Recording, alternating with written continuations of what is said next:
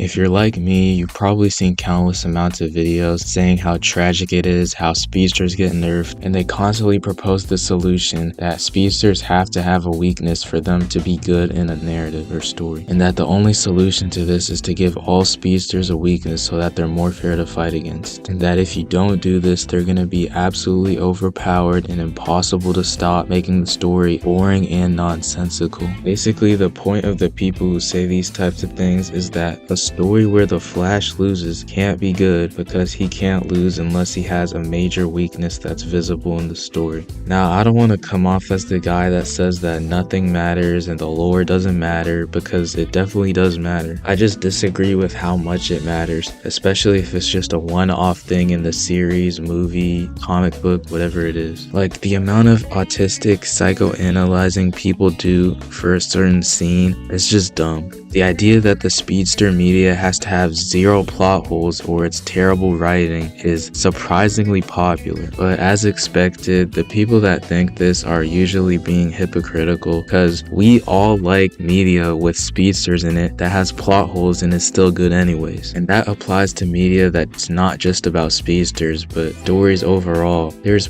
plenty of stories that have a ton of plot holes but it was still good anyway, but according to the autist, if it's not perfectly written with absolutely no plot holes or nonsensical things happening in the story, then it's automatically bad writing and it's overrated. I saw a video by Bay Talks about how speedsters have to have a weakness to be enjoyable in media, and the cringe thing about this is that I know most people just got this idea from the major media literacy YouTubers that propagate this idea, and then now it's a common notion that people think now. Like, for example, there's tons of people that love the Superman movie and they say, oh, it's so comic book accurate, yada yada, it's a great narrative, and they say how much it's like Superman. They love the story and how it made them want to be a good person, but none of them talk about how many plot holes and stupid scenes there are in the movie. Nobody cares about the plot holes in Superman because, to them at least, the story was so captivating and interesting that they totally forgot about the intricacies and details that made the movie even less enjoyable than it already was. But then I'll see them turn around and call the Injustice DCAU movie trash just because the Flash died off of some reason that couldn't be possible because of his powers. It's very cringe, and it's an example of the ideas that get spread by these big YouTubers. It just becomes a thing that everyone believes. But if you haven't noticed, the point of this video is just to disprove the stupid idea that if somebody gets nerfed, or if there's a certain plot hole that has to do with some superhero's powers, that automatically makes the writing bad and automatically also makes the story unenjoyable.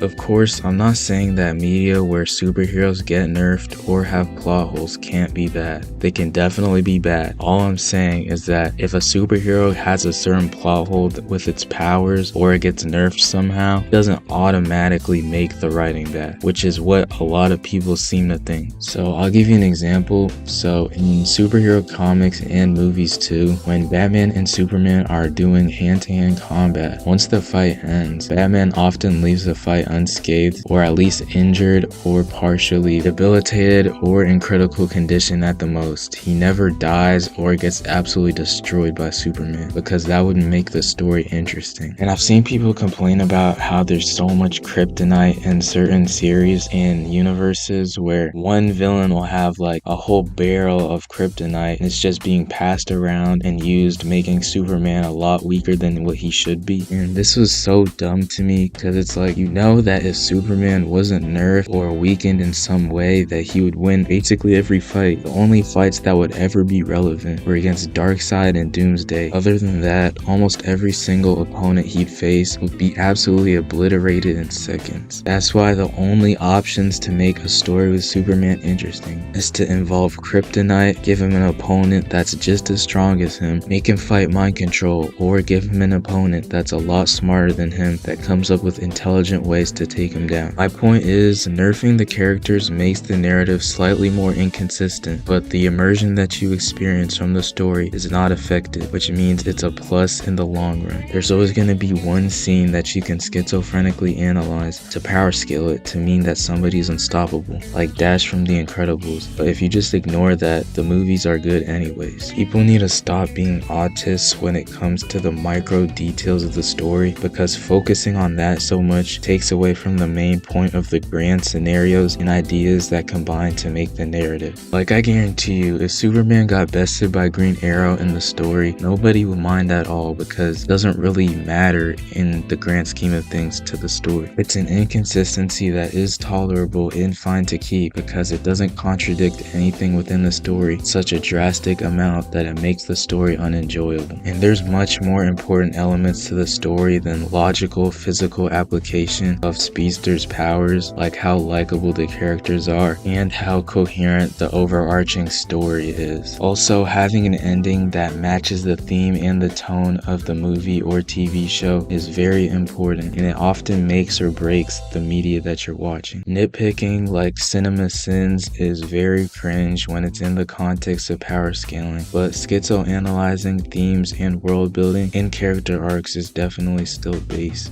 and it's way more interesting to talk about than the Flash would have beat him easily soy point-outs for the 1000th time. People that constantly are droning on about how inconsistent Speedsters are and how it ruins the writing and how the writing is irredeemable because of it are extremely hypocritical, because they'll look the other way for characters like Dash from The Incredibles, Ant-Man from Marvel, and Red Rush from The Invincible show, and also Batman, but that one's especially excusable because of how cool Batman is as a character. And the hypocrites who talk about this type of thing are the same type of people as the people who LARP about caring about comic accuracy but never read a comic book and are unaware that there are many iterations and storylines of the same character in the comics, ironically. So you can see why it's hard to take the people who say that Speedsters are always nerfed and that's always bad opinion seriously, when it's mostly normies who latch onto this sentiment from popular YouTubers. That does raise the interesting question of how far does power scaling go before it gets autistic and cringe, because if the power is totally imbalanced and makes no sense, that's obviously bad and it makes the story trash. But micro-analyzing every single fight and encounter is pretty dumb too, and it takes away from the main story. So at the end of the day, it is subjective, but at the same time it should be pretty obvious when to do it and when not to do it. The main point of this video is that just because a speedster or superhero is nerfed does not mean the writing is automatically bad. It doesn't mean the writing is good either. It just means that you need to take the show, movie, whatever it is, on a case-by-case basis to see whether it ruined the story or not. To me, that line has been crossed with this Speedsters nerf sentiment, but theoretically, if we had a perfectly lore-accurate Flash that was perfectly coherent and perfectly nerfed to the point where he never has a fight that doesn't make sense, people will still not like it anyways, if the story was bad. Like, if the Flash movie from 2023 with Ezra Miller in it had perfect nerfing to the point where every single battle and fight had perfect power scaling, people would still hate it anyways, because it wouldn't change anything in the story in any way and it would still be a trash movie. But on the flip side, people still like the CW Flash show even with the nerfing and the inconsistent power scaling, as well as the DCAU and Justice League animated series. So clearly it's not a deciding factor of quality superhero media, and I feel like most people deep down agree with this sentiment. It's just that it's not as simple as just saying all nerfing is bad, so people just say that. And also the YouTubers also say that all nerfing is bad and it's a terrible stain on the writing, so it's just easier to think that. But yeah, those are my thoughts on people that say that speedsters are nerfed and it makes the writing intrinsically terrible. I wholeheartedly disagree with this sentiment, but if you agree, let me know why, and if you disagree, also let me know why, and maybe I'll concede a little bit. But yeah, that's the end of the video. Thanks for watching, and I'll see you next time.